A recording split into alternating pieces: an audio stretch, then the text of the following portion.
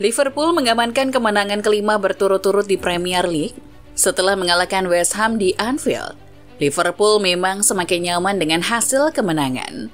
Namun, ada yang berbeda di laga ini.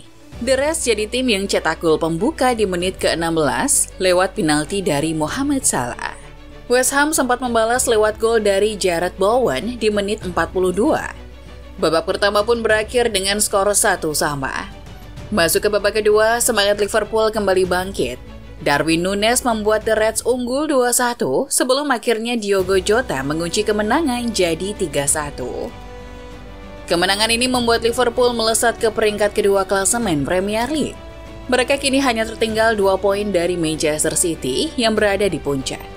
Ada beberapa momen di pertandingan ini, dari Mohamed Salah yang mencetak rekor, sampai Darwin Núñez yang mulai tunjukkan potensi menjanjikan. Mari simak ulasannya. Hasil memuaskan tidak hanya didapatkan Liverpool. Pemain andalan mereka Mohamed Salah juga punya catatan yang membanggakan. Gol penaltinya itu membuat Salah jadi pemain kelima yang mencetak gol atau assist di 6 pertandingan pertama di Liga. Gol itu adalah gol yang membuat namanya sejajar dengan para legenda Premier League. Sebelum Salah, para pemain yang punya catatan ini adalah David Beckham di musim 2000-2001. Kemudian Thierry Henry di musim 2004-2005. Lalu ada striker Manchester City Sergio Aguero dan Haaland yang mencatatkan rekor ini di musim 2019-20 dan 2022-23. Salah juga telah mencetak gol atau memberikan assist dalam 12 penampilannya di kasta tertinggi ini, menyamai rekornya di tahun 2021 lalu. Juga rekor milik Jamie Vardy di tahun 2015 dan Stan Collymore di tahun 1995. Ini juga jadi gol ke-10 Salah di gawang West Ham sebagai pemain Liverpool. Kini ia telah menyamai rekor John Toshak sebagai pencetak gol terbanyak ke gawang The Hammers untuk Liverpool. Sampai sekarang, Salah masih menjadi pilihan terbaik lini serang Liverpool. Rekor dan catatan yang disebutkan tadi menunjukkan kalau ia selalu konsisten. Di pertandingan ini juga, ia jadi ancaman konstan bagi West Ham. Tapi jika dilihat, bukan hanya Salah saja yang membuat lini serang Liverpool terlihat mengancam, tapi kerjasamanya dengan Darwin Núñez di lini depan. Darwin Núñez kini sedang menjalani masa terbaiknya, seolah ia bosan dengan julukan striker lawak atau pembelian gagal. Núñez sepertinya ingin membuktikan kalau Liverpool telah menjadikannya sebagai pembelian termahal klub musim lalu, bukannya tanpa alasan. Darwin Núñez dibeli dari Benfica musim panas kemarin. Biaya transfernya mencapai 85 juta pounds. Itu biaya yang tak sedikit, namun sepanjang musim 2022-23, Núñez malah lebih sering jadi bahan olok-olokan.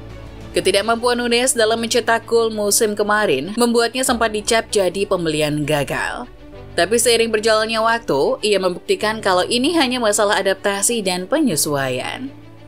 Di pertandingan ini terlihat Núñez nyaman bermain sebagai penyerang nomor 9 The Reds. Ia berkontribusi dalam menciptakan penalti di babak pertama.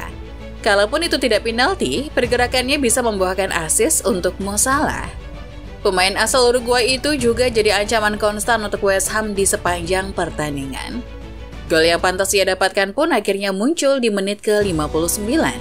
Pengambilan posisi dan eksekusinya di gol tersebut patut untuk diberikan pujian. Ini adalah gol ketiganya di Premier League musim ini dan gol keempat di semua kompetisi. Menariknya, semua gol itu adalah gol penting. 2 golnya ke gawang Newcastle memastikan comeback yang dramatis. Kemudian golnya di laga Europa League memberikan Liverpool momentum untuk bangkit. Dan di laga ini, golnya membalikkan kedudukan The Reds. Penampilan Núñez yang memuaskan di laga itu pun mendapat pujian dari sang pelatih, Jurgen Klopp. Ia berpendapat kalau kini Núñez telah jadi bagian penting untuk Liverpool. Klopp mengakui kalau Núñez adalah ancaman untuk lawan. Ia membuat langkah besar dalam beberapa minggu terakhir. Núñez adalah ancaman, dia selalu tersedia untuk kami. Mengambil bola dengan dadanya dan dengan tenang memainkannya jadi gol. Itu sangat penting untuk kami. Klopp juga mengatakan kalau peran Núñez tidak hanya sebagai finisher, tapi juga sebagai barisan terdepan dalam bertahan. Dan Núñez telah melakukannya dengan baik di laga ini. Klopp melanjutkan kalau ia tahu Nunes punya kemampuan yang hebat, tapi kini kemampuannya lebih terorganisir. Kerja defensif juga jadi perbedaan utama. Dia selalu ingin melakukan itu, hanya saja sekarang lebih terorganisir, ucap Klopp dikutip dari Sky Sports. Perkembangan Nunes juga tidak hanya disadari oleh Klopp, tapi juga dari para pemain dan rekan-rekannya sendiri. Salah satunya Virgil van Dijk. Kapten Liverpool itu telah menotis perkembangan Nunes bahkan sejak pertandingan sebelumnya, yaitu di Europa League. Semua orang kini telah melihat potensi yang dimilikinya. Darwin sangat penting bagi kami saat menang lawan Lask. Dan semoga ini bisa terus berlanjut. Di posisi penyerang, dia punya persaingan yang cukup berat, tapi dorongan itu bagus untuknya, ucap Van Dijk dikutip dari The Athletic.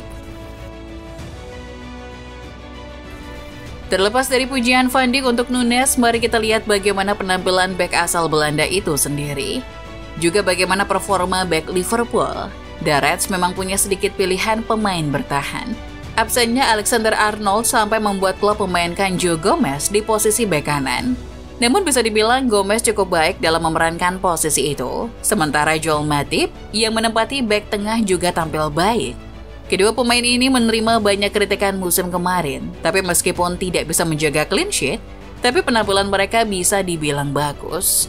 Justru penampilan mengkhawatirkan ditunjukkan oleh Van Dijk. Dari susunan 4 bek di laga itu, sepertinya Van Dijk yang paling lemah.